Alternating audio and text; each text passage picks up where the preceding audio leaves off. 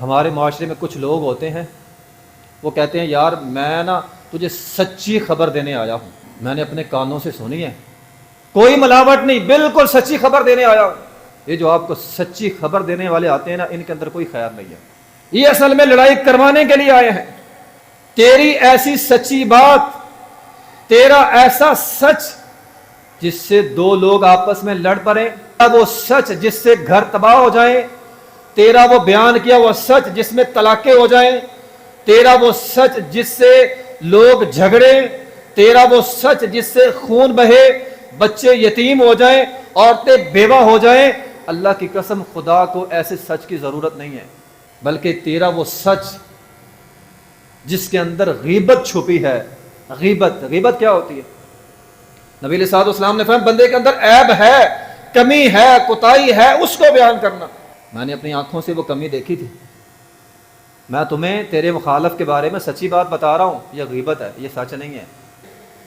اس سچ سے، جس سچ سے لوگوں کے درمیان اختلاف پیدا ہو، جھگڑے ہوں، اس سچ سے وہ جھوٹ بہتر ہے جو صلح کروانے کے لیے بولا جائے۔ نبی علیہ الصلوۃ والسلام نے فرمایا لیس الکذاب الذی یصلح بین الناس، وہ بندہ جھوٹا نہیں ہے جو جھوٹ بولتا ہے لوگوں کے درمیان صلح کروانے کے لیے۔ تیرے سچ سے لوگوں میں اختلاف پیدا ہو رہا ہے، اس کے جھوٹ سے لوگوں میں صلح ہو رہی ہے، اللہ کو وہ جھوٹ پسند ہے۔ بل ہوا محسن، اللہ اس جھوٹ کو نیکی لکھ لیتا ہے۔ تو کہہ رہا ہے میں بڑا سچا آدمی ہوں، اور تیرے سچ کا کیا کرنا ہے؟ اچھا بھلا ہنستا بستا گھر تو نے اجاڑ کے رکھ دیا، تیرے اس جھوٹ کی ضرورت ہے کہ بکھرا ہوا گھر ایک ہو جائے۔ میں ایک حدیث پڑھی، کتنی واضح حدیث ہے اور کتنی بڑی حدیث ہے کہ آپ علیہ الصلوۃ والسلام نے فرمایا الا اخبرکم بافضل من درجۃ الصیام والصلاۃ والصدقہ۔ رمضان آتا ہے، ہم روزوں کی کتنی فضیلت پڑھتے ہیں، ہم نماز کی کتنی فضیلت پڑھتے ہیں، ہم صدقہ و خیرات کی کتنی فضیلت پڑھتے ہیں۔ صدقہ کھجور کی گٹھلی کرنے سے اگر اللہ قبول کر لے بندہ جہنم سے آزاد ہو جاتا ہے، اتنی فضیلت ہے۔ لیکن نبی علیہ الصلوۃ والسلام نے فرمایا اے میرے صحابہ، آج جو میں تمہیں بات بتانے لگا ہوں نا، وہ نماز سے افضل، روزے سے افضل، صدقے سے افضل ہے۔ صحابہ اکرام نے کہا اللہ کے رسول کون سا عمل جو نماز سے، روزے سے، صدقے سے افضل ہے؟ آپ نے فرمایا اصلاح ذات البین، لوگوں کے درمیان صلح کروا دینا۔ تیرا لوگوں کے درمیان صلح کرانا بعض اوقات تیری نماز سے افضل، تیرے روزے سے افضل، تیرے صدقے سے افضل ہے۔ اگر جھگڑا ہو جائے، لڑائی ہو جائے، ممکن ہے، ہو سکتے ہیں، معاشرے میں رہتے ہیں، اونچ نیچ ہو سکتی ہے، سوچوں کا فرق ہے، مزاج کا فرق ہے، اونچ نیچ ہو سکتی ہے، 3 دن سے اس کو بڑھاؤ نہ۔ آپ علیہ الصلوۃ والسلام نے فرمایا جو بندہ آپس کے اندر جھگڑتا ہے، جھگڑے کو 3 دن ہو جائیں، اللہ کے حضور اس کی عبادات قبول نہیں ہوتی، اس کے گناہ معاف نہیں ہوتے۔ فرمایا ہر سموار کو، ہر جمعرات کو اللہ کے حضور اعمال پیش ہوتے ہیں، اللہ اعمال قبول فرماتا ہے، اللہ بندوں کو معاف کرتا ہے، سوائے اس بندے کے جس نے شرک کیا، اور سوائے اس بندے کے جو آپس کے اندر لڑا ہوا ہے۔ 2 لوگ ہیں آپس کے اندر لڑے ہوئے، نمازی، صدقہ و خیرات کرنے والے، نیک خیر خواہی کرنے والے، گناہ یہ ہے، جرم یہ ہے، آپس کے اندر لڑے ہوئے ہیں، اور اسی حالت میں انہیں موت آ گئی، دخل النار، فرمایا اللہ ان کو جہنم کے اندر داخل کرے گا۔ مکرم سامعین کرام، ایمان کی، دین کی بہت ساری کڑیاں ہیں، اور ان کڑیوں میں سے ایک بنیادی کڑی جس سے ہمارا معاشرہ مضبوط ہوتا ہے، جس سے معاشرے کے اندر امن قائم ہوتا ہے، وہ ہے الحب فی اللہ والبغض فی اللہ۔ آپ اللہ کی رضا کے لیے کسی کے ساتھ تعلق جوڑیں، دوستی لگائیں، محبت کریں، آپ کا رشتہ، آپ کا تعلق اللہ کے لیے ہو، اور اگر کسی کے ساتھ بغض رکھنا ہے، نفرت کرنی ہے، انتقام لینا ہے، تو وہ بھی اللہ کی رضا کے لیے ہونا چاہیے۔ ہم یہاں سارے جمع ہیں، یقیناً اللہ کی رضا کے لیے آئے ہیں، قرآن سننے کے لیے، نبی علیہ الصلوۃ والسلام کی حدیث سننے کے لیے آئے ہیں۔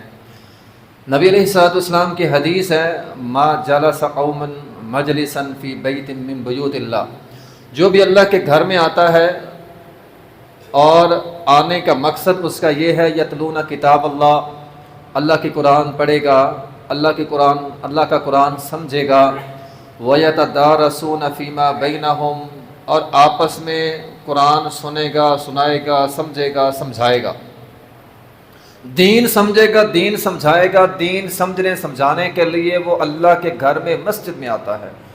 نبی علیہ الصلوۃ والسلام نے فرمایا الا نزلت علیہم السکینہ، اللہ اس کے دل کو سکون عطا فرماتے ہیں۔ کبھی کبھار آپ غور کیا کریں، آپ یہاں جب اللہ کے گھر میں آتے ہیں قرآن سننے کے لیے، قرآن سمجھنے کے لیے، دل کو سکون ملتا ضرور ہے۔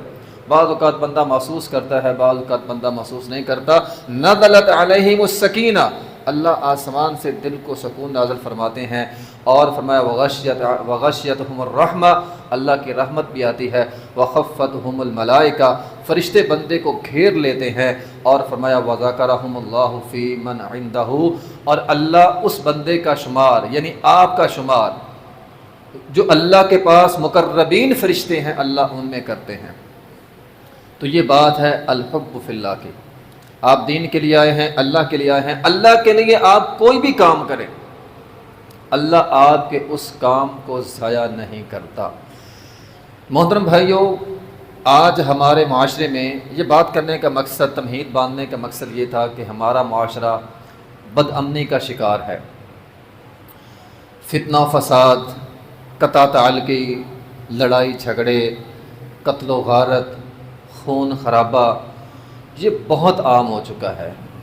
لڑائیاں کرنے والے زیادہ ہیں، اصلاح کرنے والے کم ہیں۔ دین یہ کہتا ہے، اسلام یہ کہتا ہے، قرآن یہ کہتا ہے انما المؤمنون اخوہ فاصلحوا بین اخویکم، ہم سارے آپس میں بھائی بھائی ہیں، اور قرآن یہ کہتا ہے آپس میں بھائی بھائی ہو، آپس میں صلح صفائی کے ساتھ رہو، بلکہ فاصلحوا، صلح کرواؤ۔ یعنی قرآن کی آیت کے تحت، الحب فی اللہ کے تحت، معاشرے میں چند لوگ ایسے ہونے چاہیے جو لوگوں کے درمیان صلح کروائیں، اس بات پہ کہ اللہ کے رضا کے لیے ایک دوسرے کو معاف کر دو، ہمارا تعلق اللہ کے رضا کے لیے ہے، ہمارا آپس کا پیار اللہ کی رضا کے لیے، ایک دوسرے کو معاف کر دو۔ یہ آپس کے جھگڑے ہو جانا کوئی بڑی بات نہیں ہے، انسان ہے نا، معاشرے میں رہتے ہیں، جھگڑا ہو جاتا ہے۔ اسلام ہماری اس حوالے سے مکمل رہنمائی کرتا ہے۔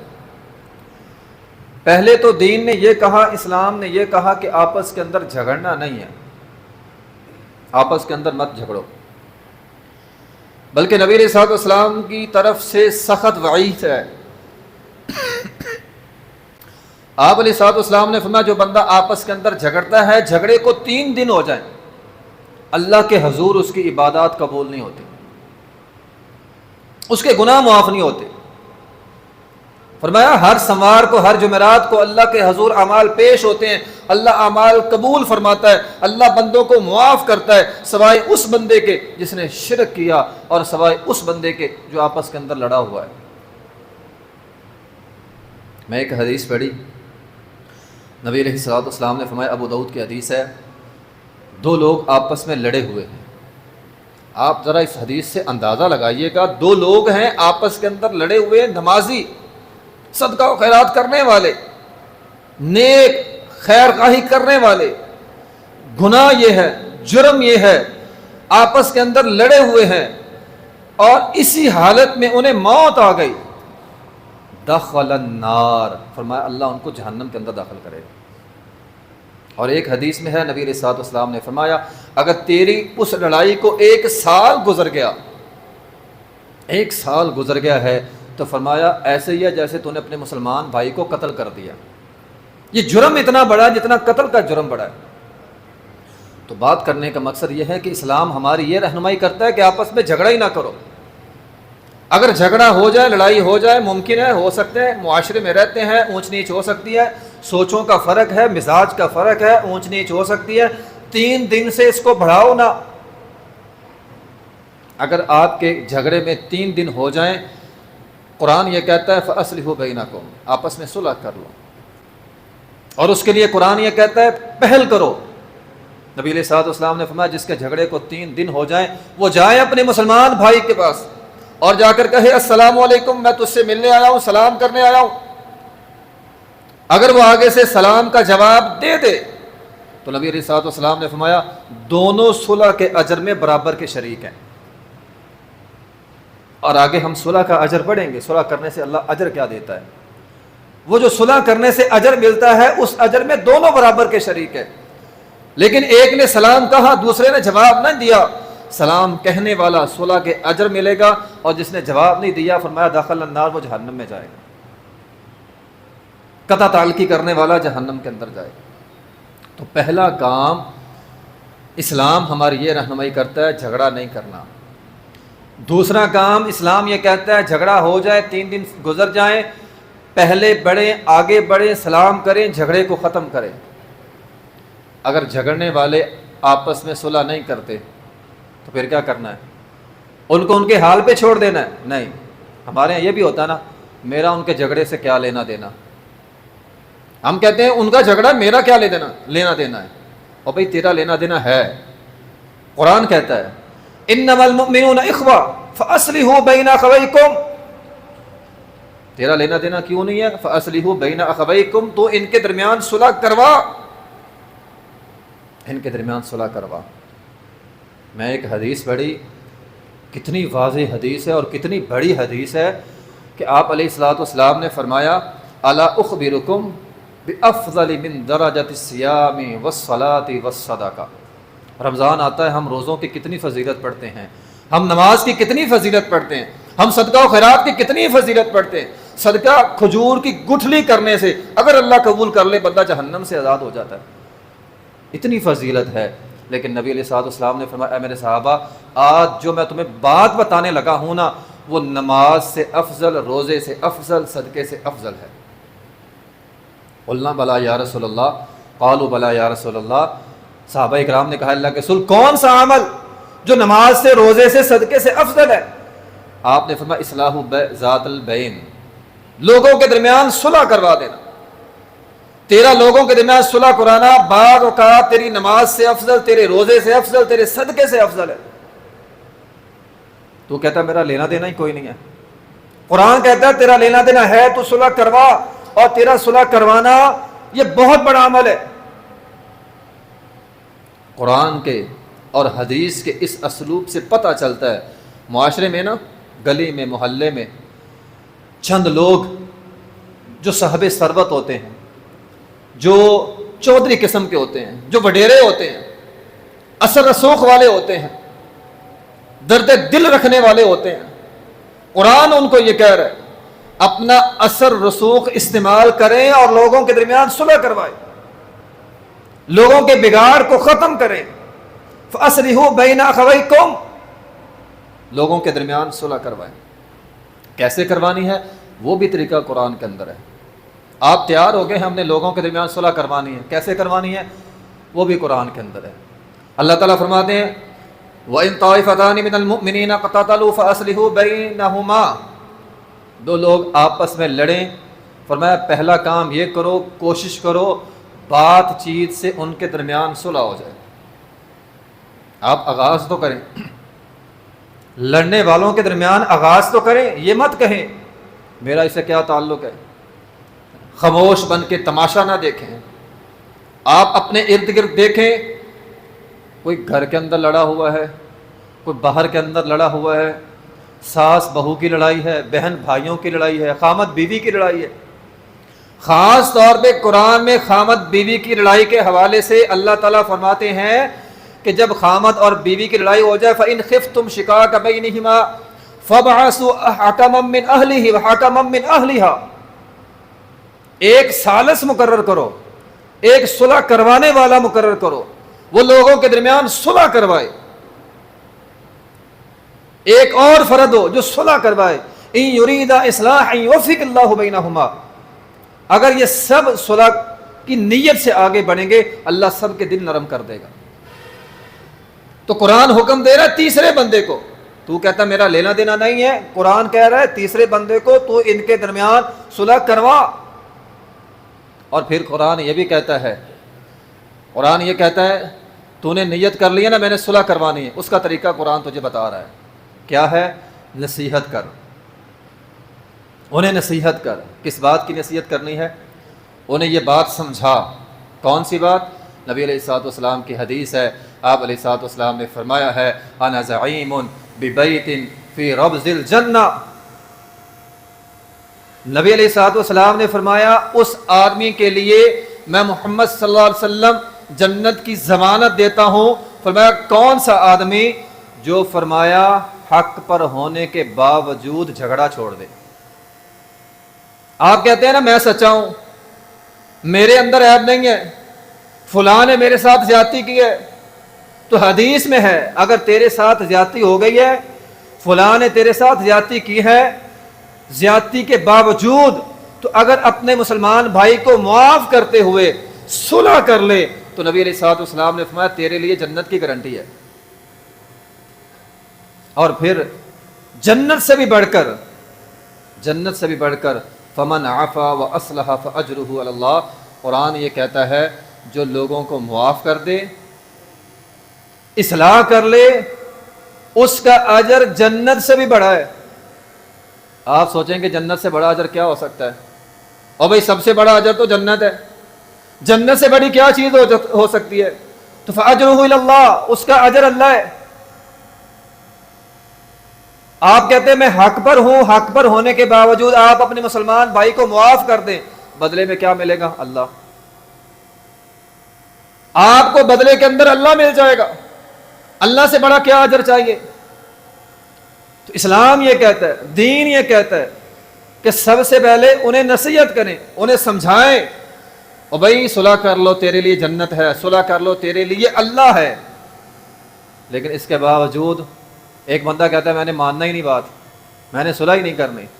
اب قرآن کا اگلا حکم ہے، اللہ تعالیٰ فرماتے ہیں فَإِن بَغَتْ إِحْدَاهُمَا عَلَى الْأُخْرَى فَقَاتِلُوا الَّتِي تَبْغِي حَتَّى تَفِيَ إِلَىٰ أَمْرِ اللَّهِ۔ وہ جو صلح کروانے والا ہے وہ اپنا اثر رسوخ استعمال کرے، اسے مجبور کرے صلح کرنے پر۔ اگر وہ نہیں کرتا اس کے ساتھ لڑے، مظلوم کے ساتھ کھڑا ہو جائے اور ظالم کے خلاف لڑے، جتنا مجبور کر سکتا ہے کرے، حتی تفیء الی امر اللہ، حتیٰ کہ اسے اللہ کی طرف لے آئے، بندے اکٹھے ہو جائیں۔ ہاں بھی تیرے پاس آئے ہیں، تو نے زیادتی کی ہے، صلح کرو ورنہ اتنے لوگ ہیں، کسی بھی ذریعے سے اسے مجبور کیا جائے، حتی تفیء الی امر اللہ، حتیٰ کہ وہ اللہ کی طرف آ جائے اور صلح پر امادہ ہو جائے۔ دو کام۔ تیسرا کام اللہ تعالیٰ فرماتے فَأَصْلِحُوا بَيْنَهُمَا بِالْعَدْلِ وَاقْسِطُوا۔ بعض اوقات صلح کروانے والے یہ تیسرا کام چھوڑ دیتے ہیں۔ وہ کون سا کام ہے؟ فرمایا صلح کروانی ہے عدل کے ساتھ اور انصاف کے ساتھ۔ ہمارے ہاں کیا ہوتا ہے، ایک بندے نے دوسرے کا حق مارا ہے، چلو ٹھیک ہے جو حق مار لیا اب صلح کر لو۔ نہیں، قرآن یہ کہتا ہے کہ عدل کرو، انصاف کرو، اس کا حق اس کو واپس لے کر دو، جو زیادتی کی ہے وہ معافی تلافی ہو۔ یہ صلح کروانے والے پر لازم ہے کہ وہ صلح کرائے بالعدل واقسطوا، عدل کے ساتھ، انصاف کے ساتھ۔ نبی علیہ الصلوۃ والسلام کے سامنے ایک دفعہ آپ گھر کے اندر تشریف فرما تھے، باہر دو لوگ آپس کے اندر لڑ رہے تھے۔ اب ان کی لڑائی کیا تھی؟ ان کی لڑائی یہ تھی کہ ایک نے قرض دیا تھا، دوسرے نے قرض لیا تھا۔ اب وہ کہتا بھائی لاؤ میرے پیسے واپس کرو، لاؤ پیسے دیے، پیسے واپس کرو میرے۔ وہ کہتا میرے پاس ہے نہیں، یار کو پیسے چھوڑ دو، کوئی نرمی کرو، کوئی مہلت دو۔ وہ کہتا نہیں پیسے لاؤ۔ وہ کہتا نرمی کرو، وہ کہتا نہیں نرمی نہیں، پیسے لاؤ۔ اور حتیٰ کہ وہ یہ آواز لگاتا ہے اللہ کی قسم میں نرمی نہیں کروں گا، سارے پیسے لے کر چھوڑوں گا۔ نبی علیہ الصلوۃ والسلام اپنے گھر سے باہر نکلے اور فرمایا کون ہے اللہ کی قسم اٹھانے والا، جو یہ بات کہنے والا اللہ کی قسم میں نرمی نہیں کروں گا؟ اس نے کہا اللہ کے رسول میں نے، آپ علیہ الصلوۃ والسلام نے اسے ڈانٹا۔ اس نے کہا اللہ کے رسول میں نرمی کرتا ہوں، نرمی بھی کرتا ہوں، کمی بھی کرتا ہوں۔ نبی علیہ الصلوۃ والسلام نے کمی کروا دی۔ اب اسے فرمایا چلو بھی تیرے اس نے پیسے اس نے کم کر دیے، اب ادا کرو۔ یہ ہے عدل، یہ ہے انصاف کہ آپ ایک کو نہ دبائیں، دونوں کی طرف اگر کمی کروائی ہے تو لے کر بھی دیں۔ نبی علیہ الصلوۃ والسلام نے ایک طرف کمی کروائی، ایک طرف لے کر دیے۔ اور ویسے بھی اس قرض کے معاملے میں دونوں قسم کی احادیث موجود ہیں۔ نبی علیہ الصلوۃ والسلام نے فرمایا جس کے پاس جو مالدار ہے قرض واپس کر سکتا ہے، قرض واپس نہیں کرتا وہ ظالم ہے۔ اور محترم بھائیو، یہ معاملہ اتنا سنجیدہ ہے، قرض کا معاملہ اتنا سنجیدہ ہے، نبی علیہ الصلوۃ والسلام نے اپنی زندگی میں 2 لوگوں کا جنازہ نہیں پڑھایا، سب کے جنازے پڑھائے نبی علیہ الصلوۃ والسلام نے، 2 لوگوں کے جنازے آپ علیہ الصلوۃ والسلام نے نہیں پڑھائے۔ ایک جس نے خودکشی کی ہے، نمبر 2 جو مقروض ہے۔ جنازہ آ گیا، اس کے ذمے قرض تھا، فرمایا میں محمد صلی اللہ علیہ وسلم اس کا جنازہ نہیں پڑھاتا۔ اتنا اہم معاملہ کہ نبی علیہ الصلوۃ والسلام جنازہ نہیں پڑھا رہے۔ ایک صحابی کھڑا ہوا، اس نے کہا جی میں اس کا قرض ادا کروں گا، پھر آپ نے جنازہ پڑھایا۔ یہ معاملہ اتنا اہم ہے۔ شہید کے ذمے بھی قرض ہو تو حدیث کیا ہے؟ اللہ اس کو بھی معاف نہیں کرتا، اس کا وہ قرض معاف نہیں کرتا، اس کو وہ دینا پڑے گا، اس کے ورثاء کو دینا پڑے گا، ورنہ کل قیامت کے دن حساب ہوگا۔ یہ ہے جس نے قرض واپس کرنا ہے، اس کے لیے تنبیہ۔ دوسری طرف جس نے قرض لینا ہے، واپس لینا ہے، اسے اسلام کیا کہتا ہے؟ نرمی کر دو۔ وہ جو حدیث ہم اکثر سنتے ہیں، کل قیامت کے دن ایک بندہ اللہ کے حضور پیش ہوا، اس کے نامہ اعمال میں کوئی خاص نیکی نہیں، ایک نیکی بڑی خاص۔ وہ کیا نیکی تھی؟ وہ مالدار تھا، پیسے والا تھا، جو بھی اس کے پاس تنگ دست آتا اسے پیسے دے دیتا قرض کے طور پر، اور پھر جب واپس مانگتا وہ کہتا جی میں تو ماڑا ہوں، میں دے نہیں سکتا۔ وہ کہتا چل ٹھیک ہے رہنے دے۔ لوگوں کو تنگ نہیں کرتا تھا۔ فرشتوں نے، اللہ کو تو پتا تھا، اللہ نے تو ایک عظمت بیان کرنی تھی۔ فرشتوں نے کہا اللہ اس کی یہ نیکی ہے، یہ لوگوں کو قرض معاف کرتا تھا یا مہلت دیتا تھا یا کمی کرتا تھا۔ اللہ تعالیٰ نے فرمایا معاف کرنا تو میری شان ہے، اور یہ بندہ ہو کے بندوں کو معاف کرتا ہے، میں تو اللہ ہوں، جاؤ میں نے اس کو معاف کر دیا۔ اجر بھی ہے۔ آپ نے کسی کو قرض دیا ہے، ایک حدیث ہے، مثال دے کر سمجھاتا ہوں۔ مثال کے طور پر 10,000 آپ نے کسی کو قرض دیا، آپ نے کہا 1 مہینے بعد واپس کرنا ہے۔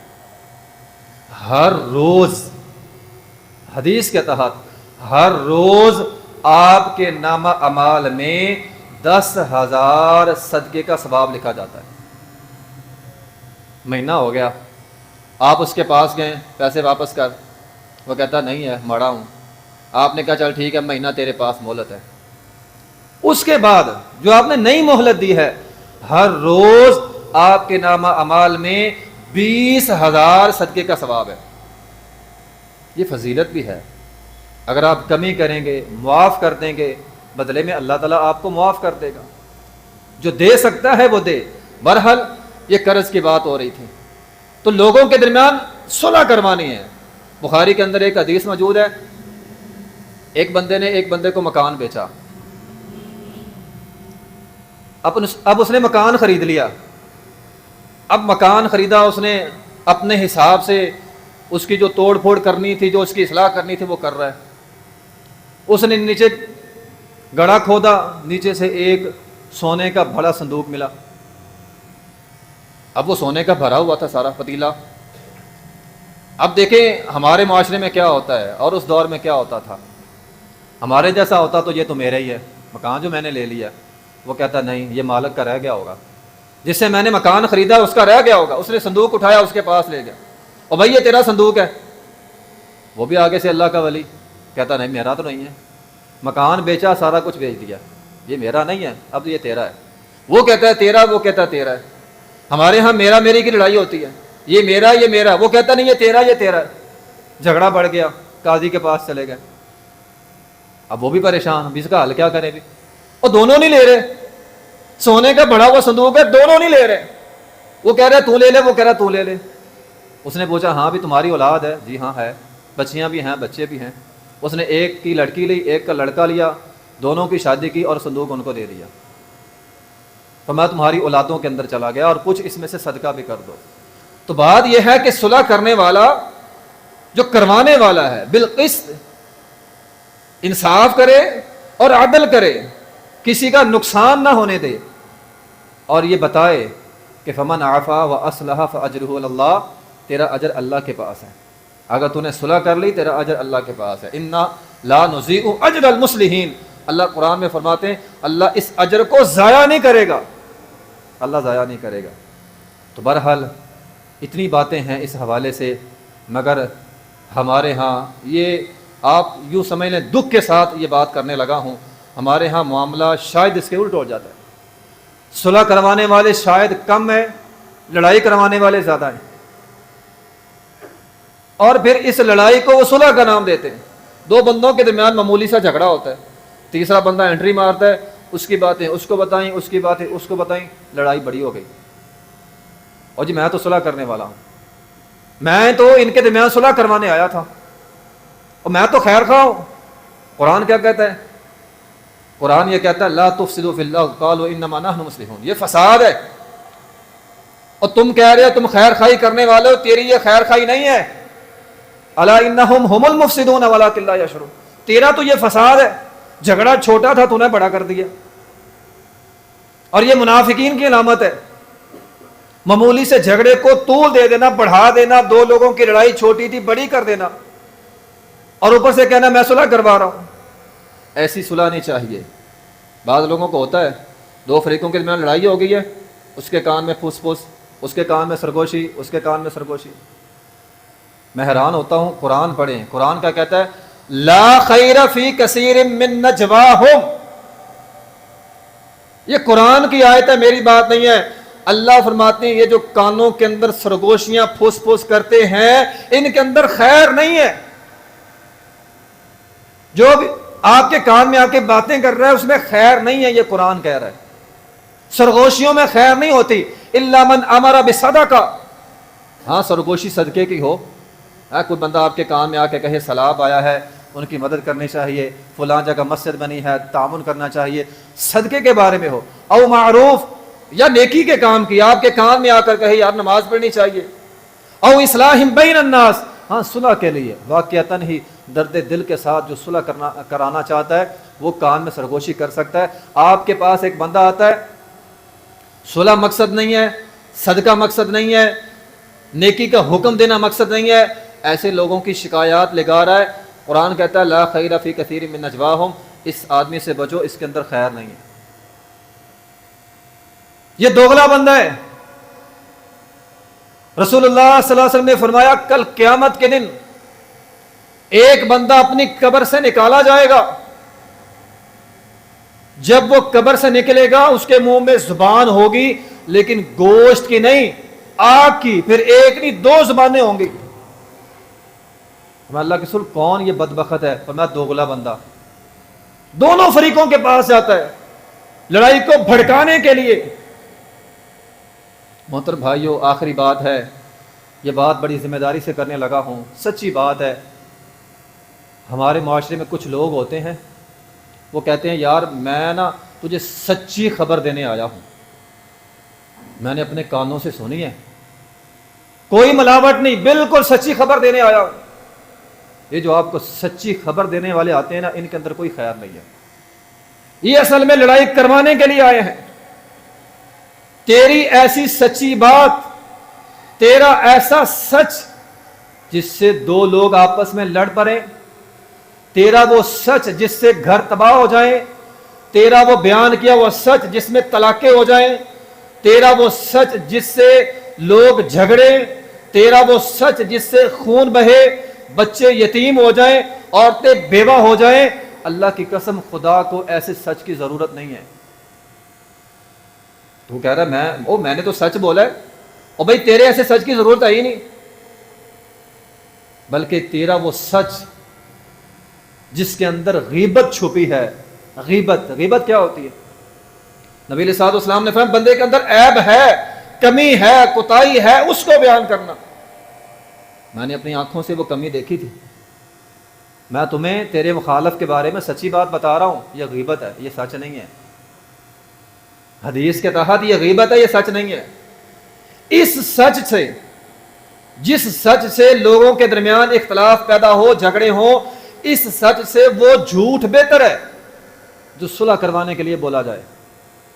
حدیث آپ لوگوں نے سنی ہوگی نا، نبی علیہ الصلوۃ والسلام نے فرمایا لیس الکذاب الذی یصلح بین الناس، وہ بندہ جھوٹا نہیں ہے جو جھوٹ بولتا ہے لوگوں کے درمیان صلح کروانے کے لیے۔ تیرے سچ سے لوگوں میں اختلاف پیدا ہو رہا ہے، اس کے جھوٹ سے لوگوں میں صلح ہو رہی ہے، اللہ کو وہ جھوٹ پسند ہے۔